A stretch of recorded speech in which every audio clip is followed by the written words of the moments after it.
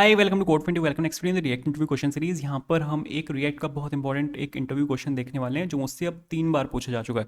3 अलग अलग इंटरव्यूज़ में ये वाला क्वेश्चन मुझसे 3 बार पूछा जा चुका है। मैंने अब तक इस क्वेश्चन पे वीडियो इसलिए नहीं बनाई थी क्योंकि लास्ट 2 बार जो मुझसे क्वेश्चन पूछा गया था वो एज अ थ्योरी पूछा गया था, लेकिन यहाँ पर इस इंटरव्यू में इस वाले क्वेश्चन पर मुझसे कोड लिखवाया गया था।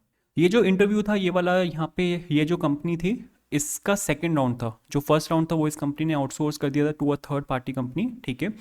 और इस कंपनी के सेकंड राउंड में मुझसे यहाँ पे ये वाला क्वेश्चन पूछा गया था। ये यहाँ पर एक हुक है जिसके बारे में हम यहाँ पे बात करेंगे। हुक यहाँ पे ये वाला हुक है, यूज इम्पेरेटिव हैंडल। इस हुक का ना इतना यूज़ होता नहीं है, मतलब इसका जो काम है वो बहुत इंपॉर्टेंट है, लेकिन इस हुक का यूज़ है ना बहुत रेयरली होता है। इस हुक का यूज़ सिर्फ तब होता है जब आपको डेटा पास करना होता है from the child component to the parent component.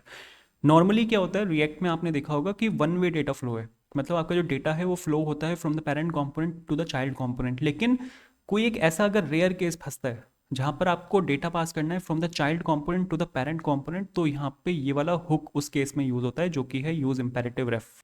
ठीक है, इसको यूज इम्पेरेटिव रेफ भी बोलते हैं, यूज इम्पेरेटिव हैंडल भी बोलते हैं। इस हुक का सबसे बड़ा यूज तब है जब आपको कुछ मेथड्स और प्रॉपर्टीज को एक्सपोज करना हो from the child component to the parent component, तो आप उनको एक्सपोज कर सकते हो इन द फॉर्म ऑफ रेफ।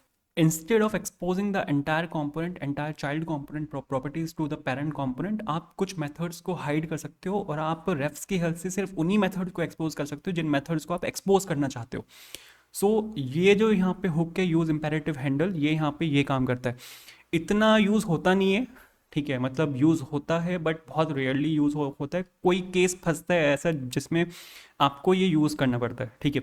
तो मेरे को यहाँ पे इस कंपनी के सेकंड राउंड में मुझसे बहुत सारे क्वेश्चंस पूछे गए थे और सभी क्वेश्चन जो थे डिफ़िकल्ट लेवल क्वेश्चंस थे, मतलब रिएक्ट के जावास्क्रिप्ट के बहुत डिफ़िकल्ट लेवल क्वेश्चंस थे। तो आपको वो सभी क्वेश्चंस टेलीग्राम पे मिल जाएंगे, ठीक है। टेलीग्राम चैनल आप ज्वाइन करना, वहाँ पे मैं सभी क्वेश्चंस, क्योंकि यहाँ पे मैं क्वेश्चंस को कवर कर रहा हूँ जो कोडिंग क्वेश्चंस हैं, लेकिन जो थ्योरेटिकल क्वेश्चंस मुझसे पूछे गए हैं वो आपको मिल जाएंगे टेलीग्राम पर। तो जो इस वाली उसमें मेरे से जो क्वेश्चन पूछा गया था वो यहाँ पे ये वाला क्वेश्चन था। यहाँ पर क्या है, मेरे पास यहाँ पर एक कस्टम कंपोनेंट है जो कि यहाँ पे इनपुट फील्ड है, और मेरे पास यहाँ पे ये 2 बटन्स हैं जो कि पेरेंट कंपोनेंट के अंदर हैं। तो मेरे को यहाँ पे एक प्रॉपर्टी लगानी है जो कि यहाँ पे इनपुट फील्ड के ऊपर है, उन प्रॉपर्टीज़ को मेरे को कॉल करना है फ्रॉम द पेरेंट कंपोनेंट। तो एक्चुअल में जो डेटा फ्लो होगा वो child component to parent component होगा। जैसे अगर सपोज मैं यहाँ पे लिखता हूँ, मैंने यहाँ पर लिखा suppose code for interview suppose मैंने यहाँ पे लिखा, और मैं यहाँ पे सपोज इस पर क्लिक कर रहा हूँ क्लियर इनपुट पे। तो आप अगर यहाँ पे देखोगे तो ये जो यहाँ पे आपका इनपुट डेटा है, ठीक है, जो कि यहाँ पे चाइल्ड कंपोनेंट के अंदर है, वो क्लियर हुआ है आपके पेरेंट कंपोनेंट से। तो यहाँ पे क्या है, डेटा फ्लो जो हो रहा है वो child component to parent component हो रहा है। फोकस इनपुट पे आप यहाँ पे क्लिक करोगे तो ये यहाँ पे इस वाले इनपुट फील्ड पे फोकस कर रहा है। तो एक्चुअल में यहाँ पे एक क्लास है जो कि कस्टम इनपुट है। उन्होंने जो मेरे को रिक्वायरमेंट दी थी वो ये दी थी कि आपको यहाँ पे कस्टम इनपुट फील्ड बनानी है और उसमें 2 यहाँ पे फंक्शनैलिटीज़ होनी चाहिए, जो कि सपोज मेरे पास अगर यहाँ पे एक इनपुट फील्ड है तो इस इनपुट फील्ड पे आपको 2 फंक्शनैलिटीज़ लगानी है, और वो फंक्शनैलिटीज़ आपको लगानी पड़ेंगी रेफ की हेल्प से। रेफ की हेल्प से आपको यहाँ पे क्या काम करना है कि अगर सपोज यहाँ पे क्लियर इनपुट पे क्लिक हो रहा है तो आपको ये जो इनपुट है इसको क्लियर करना है। फोकस पे क्लिक हो रहा है तो यहाँ पे ये जो इनपुट फील्ड है इस पर आपको यहाँ पे फोकस करना है। तो कैसे करोगे, पहला तरीका तो इसका यहाँ पे ये है कि आप यहाँ से वैल्यूज़ पास कर दो from the parent component to the child component, और उसके हेल्प से आप यहाँ पे कर सकते हो। मतलब इसका क्या है, अगर सपोज आपके पास यहाँ पर एक वैल्यू फील्ड है, ठीक है, आपके पास यहाँ पर ये एक वैल्यू फील्ड है, वैल्यू प्रॉप है, ठीक है। और इस वैल्यू प्रॉप के अंदर आपके पास सपोज यहाँ पे कुछ एक डेटा लिखा हुआ है, मैंने यहाँ पे सपोज ये डेटा लिखा हुआ है, ठीक है। तो ये डेटा आप यहाँ पे देखो, यहाँ पे आपके पास लिखा आएगा क्योंकि मैंने यहाँ पे क्या किया, इसको कंट्रोल्ड कंपोनेंट बना दिया। बट अगर सपोज वैल्यू फील्ड आपके पास यहाँ पर है ही नहीं, ये जो वैल्यू फील्ड है ये आपके पास यहाँ पर है ही नहीं, और उस केस में क्योंकि यहाँ पर क्या, अगर आपके पास ये वैल्यू फील्ड है ना, तो ये जो यहाँ पे कोड फॉर इंटरव्यू आपने यहाँ पे लिखा है इसको आप पेरेंट कंपोनेंट से पास कर सकते हो टू द चाइल्ड कंपोनेंट, और आप पेरेंट कंपोनेंट में अगर उसको क्लियर करोगे तो ये चाइल्ड कंपोनेंट में भी अपने आप क्लियर हो जाएगा। बट अगर सपोज आपके पास यहाँ पे वैल्यू प्रॉप नहीं है, बिकॉज अगर एक प्रोडक्शन लेवल यहाँ पे कोड लिखा हुआ है और प्रोडक्शन लेवल कोड में आपके पास यहाँ पे वैल्यू प्रॉप नहीं है, तो आप एक्सप्लिसिटली वैल्यू प्रॉप यहाँ पे ऐड नहीं करोगे उस टाइम पे, ठीक है। तो यहाँ पे क्या होगा कि आपको यहाँ पे उस केस में आप यहाँ पे पेरेंट से डेटा पास नहीं कर पाओगे टू द चाइल्ड कंपोनेंट, तो आपको यहाँ पे रेफ बना के इसके डेटा को यहाँ पे अलग से क्लियर करना पड़ेगा। तो यहाँ पे एक्चुअल में क्या होगा कि जब यहाँ पे आप ये बटन को क्लिक करोगे, ठीक है, तो एक्चुअल में जो ये वैल्यू है ये यहाँ से ट्रिगर होगी और ये पेरेंट कंपोनेंट के पास जाएगी। तो आपको ये इंप्लीमेंट करना है। तो आई होप ये क्वेश्चन क्लियर हुआ होगा। इस क्वेश्चन को करने के लिए हमें यहाँ पे यूज़ करना पड़ेगा यूज़ इम्पेरेटिव हैंडल का। ठीक है, यूज़ इम्पेरेटिव हैंडल एक्चुअली रेफ के साथ वर्क करता है। ये 3 आर्ग्यूमेंट लेता है। पहला है यहाँ पे रेफ, तो आपको यहाँ पे एक रेफ बनाना पड़ेगा और ये जो रेफ होगा यहाँ पे जो आप यहाँ पे पास करोगे ये आपका रेफ आएगा फ्रॉम द पेरेंट कॉम्पोनेंट। क्योंकि एक्चुअल में क्या होगा कि आपने यहाँ पे इस वाले बटन पे क्लिक किया है।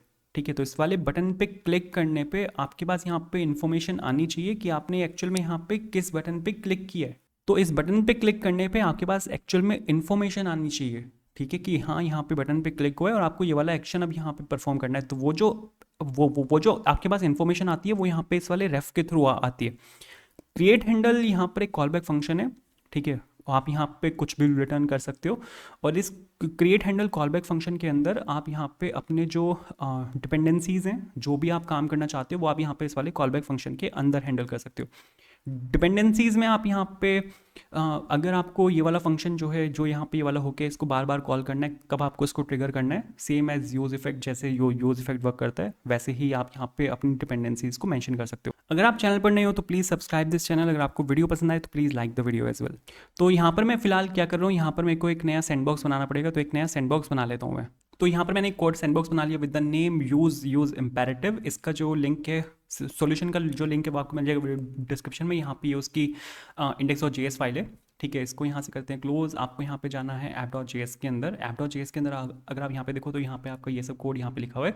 मेरे को यहाँ पे एक चाइल्ड कंपोनेंट बनाना पड़ेगा। तो सपोज मैं यहाँ पे कंपोनेंट्स के नाम से मैंने यहाँ पे सपोज एक फोल्डर बनाया और यहाँ पे मैं बना रहा हूँ कस्टम इनपुट डॉट JSX के नाम से। सपोज मैंने यहाँ पर एक ये बनाया और मैं यहाँ पे लिख रहा हूँ सपोज कॉन्स्ट और custom input is equals to, और बहुत सही। और ये यहाँ पे क्या रिटर्न करेगा सर, ये यहाँ पे रिटर्न करेगा एक डिव ले लेते हैं यहाँ पे।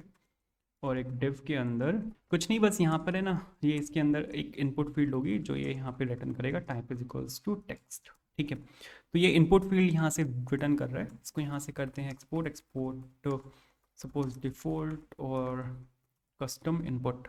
ठीक है, इसके बाद यहाँ पे चलते हैं app.js के अंदर। यहाँ पर इसको करते हैं इंपोर्ट। यहाँ पे मैं लिखा सपोज कस्टम इनपुट। ठीक है, और वो डिव मेरे को यहाँ पे चाहिए और यहाँ पे मैं सपोज डाल रहा हूँ custom input as a self closing tag.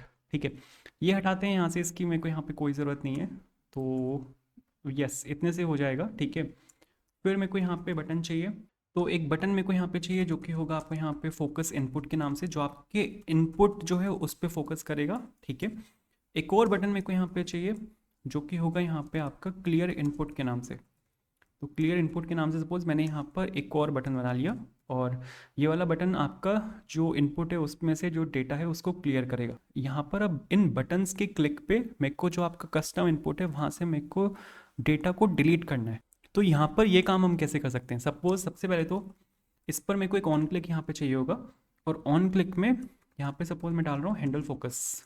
ठीक है, कि इससे मेरे को जो फोकस है उसको यहाँ पे हैंडल करना है और यहाँ पर एक ऑन क्लिक ले लेते हैं। यहाँ पर मैं डाल रहा हूँ सपोज हैंडल क्लियर। ठीक है, ये दोनों फंक्शंस यहाँ पर बना लेते हैं। Suppose const handle focus is equals to this and const handle clear is equals to this.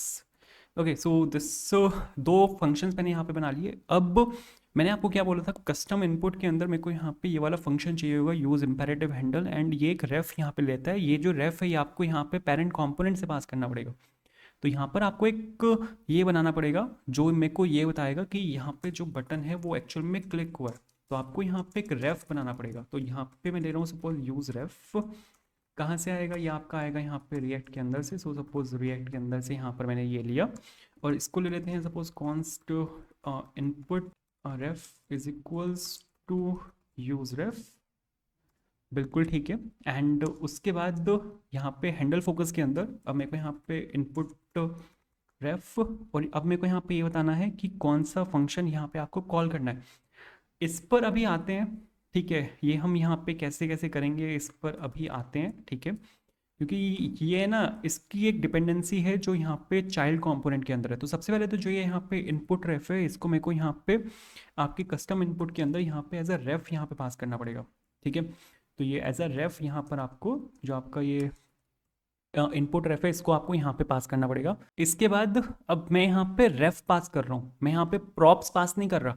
अगर मैं यहाँ पे प्रॉप्स पास कर रहा होता तो मैं यहाँ पे डायरेक्टली मेरे को यहाँ पे प्रॉप्स ऑब्जेक्ट में मिल जाता, बट ये प्रॉप्स नहीं है, ये यहाँ पे रेफ है। ठीक है, मैं यहाँ पे रेफ का यूज़ कर रहा हूँ। तो एक्चुअल में जब जब आप पेरेंट से जब आप रेफ को पास करते हो तो चाइल्ड में उसको कैप्चर करने के लिए आपको यहाँ पे यूज़ करना पड़ता है फॉरवर्ड रेफ का। ठीक है, फॉरवर्ड रेफ का आपको यहाँ पे यूज़ करना पड़ेगा और यहाँ पर आपको इसको रैप करना पड़ेगा विद अ फॉरवर्ड रेफ। ठीक है, आपको जो रेफ है उनको यहाँ पे फॉरवर्ड करना होता है। तो यहाँ पे जब आप यहाँ पे फॉरवर्ड रेफ लिखोगे तो ये आपको दो चीज़ें देगा, पहला देगा ये आपको प्रॉप्स, दूसरा देगा आपको ये रेफ। बिना ये लिखे नहीं आएगा। ठीक है, इसको इसकी यहाँ पे डालते हैं क्लोजिंग। तो ये जो रेफ है ये मेरे पास यहाँ पर आ चुके हैं, मेरे पास यहाँ पे प्रॉप्स आ चुके हैं। अगर सपोज पेरेंट से वैसे तो मैं कोई प्रॉप पास नहीं कर रहा, बट अगर पास कर रहा होता तो यहाँ पे प्रॉप्स के अंदर आते। पेरेंट से मैं जो रेफ पास कर रहा हूँ वो मैंने यहाँ पे अब कैप्चर कर लिया इस वाले रेफ के अंदर। अब मेरे को यहाँ पे कॉल करना है आपके यूज़ इम्पेरेटिव हैंडल को। ठीक है, तो ये जो यूज़ इम्पेरेटिव हैंडल है इसको मैंने यहाँ से सपोज इम्पोर्ट कर लिया और यहाँ पे यूज़ इम्पेरेटिव हैंडल को मैंने कॉल किया। मैंने आपको क्या बोला था, 3 आर्ग्यूमेंट लेता है। पहला है आपका यहाँ पे रेफ, दूसरा है आपका यहाँ पे कॉल बैक फंक्शन, तीसरा है आपकी डिपेंडेंसी कि आपको इसको कब कॉल करना है। ठीक है, डिपेंडेंसी आप यहाँ पे खाली छोड़ सकते हो, इसको कोई दिक्कत नहीं है। ठीक है, तो सपोज अगर मैं यहाँ पे अगर इतना भी लिखूंगा ना तो इससे भी हो जाएगा। मतलब आप यहाँ पे एक एम्प्टी एरे डाल सकते हो या फिर आप खाली भी छोड़ दोगे तो भी कोई दिक्कत नहीं है। ठीक है, इसके बाद अब मेरे को यहाँ पे ऑब्जेक्ट को रिटर्न करना है। तो सपोज ये तो यहाँ पे बिल्कुल परफेक्ट है। अब मेरे को यहाँ पे एक ऑब्जेक्ट को रिटर्न करना है। यहाँ पर दो प्रॉपर्टीज़ हैं। पहला होगा यहाँ पे फोकस यहाँ पे की है और ये जो फोकस है इसके क्लिक पे क्या होना चाहिए, सेकंड क्या है, सेकंड यहाँ पे क्लियर है और ये इसको भी मैं यहाँ पर एक कॉल बैक फंक्शन इसकी वैल्यू में डाल रहा हूँ यहाँ पे कॉल बैक फंक्शन, और इसके क्लिक पे यहाँ पे क्या होना चाहिए ये मैंने यहाँ पर डाल दिया। ये बोल रहा है cannot assign read only property to this. मेरे को लग रहा है यहाँ पर ये एक पैरेंथेसिस मांग रहा है। पैरेंथेसिस जब लग जाएंगे तो शायद ये फिक्स हो जाएगा। हाँ, अब ये फिक्स हो गया, नाइस। तो अब मेरे को यहाँ पे क्या काम करना पड़ेगा, इसको मेरे को मैनुअली क्लियर करना पड़ेगा। तो यहाँ पर सर मेरे को एक यूज़ रेफ चाहिए होगा। ठीक है, मतलब यहाँ पर मेरे को एक ये आपका एक ये यूज़ रेफ चाहिए। ठीक है, और इसको ले लेते हैं const input ref is equals to use ref and ये जो यहाँ पे रेफ है, क्योंकि मेरे को यहाँ पे इसको कनेक्ट करना पड़ेगा एक रेफ से। तो ये जो आपका इनपुट रेफ है, ठीक है, ये मैंने यहाँ पे डाल दिया। नेम यहाँ पे सेम है। ठीक है, इनपुट रेफ भी यहाँ पे सेम है और यहाँ पे जो हमने लिया है ये भी इनपुट रेफ है। दोनों को देख के कंफ्यूज नहीं होना। ये जो इनपुट रेफ है ये मैं यहाँ पे एज अ रेफ पास कर रहा हूँ और ये जो आपका रेफ यहाँ से निकल के आएगा ये मैंने यहाँ पे पास किया है। फिर ये जो रेफ यहाँ से निकल के आया है ये मैंने यहाँ पे पास किया है और जो इनपुट रेफ है वो मैंने यहाँ पर इसके अंदर पास किया है। अब आप है ना यहाँ पे डायरेक्टली डाल सकते हो इनपुट रेफ डॉट करंट, क्योंकि इनपुट रेफ एक ऑब्जेक्ट होता है। रेफ एक्चुअली एक ऑब्जेक्ट देता है जिसके अंदर एक की वैल्यू पेयर होता है। की में यहाँ पे करंट होता है जिसके अंदर वैल्यू होती है। और यहाँ पर मेरे को डायरेक्टली एक फंक्शन को कॉल करना है जो कि फोकस फंक्शन होता है। फोकस फंक्शन इनबिल्ट फंक्शन है, इसके अंदर मिलता है हमें। और यहाँ पर आपके पास इनपुट रेफ डॉट करंट और आपको जो वैल्यू प्रॉप है, जो आपको वैल्यू एट्रीब्यूट मैंने आपको दिखाया था, आपको यहाँ पे उसको टारगेट करना पड़ेगा एंड उसको आप यहाँ पे डायरेक्टली एम्प्टी सेट कर सकते हो। अब इसके बाद आपके पास यहाँ पे दो फंक्शंस हैं, एक यहाँ पे फोकस फंक्शन है और एक यहाँ पे क्लियर फंक्शन है। मेरे को यहाँ पे क्या करना है, इन दोनों फंक्शंस को अब मेरे को एक्सपोज करना पड़ेगा टू द पेरेंट कॉम्पोनेंट। मतलब मैं यहाँ पे जो मेरे फंक्शंस लिखे हुए हैं चाइल्ड कंपोनेंट के अंदर जो कस्टम इनपुट है, अब मेरे को इनको एक्सपोज करना पड़ेगा टू द पेरेंट कंपोनेंट जो कि app.js है।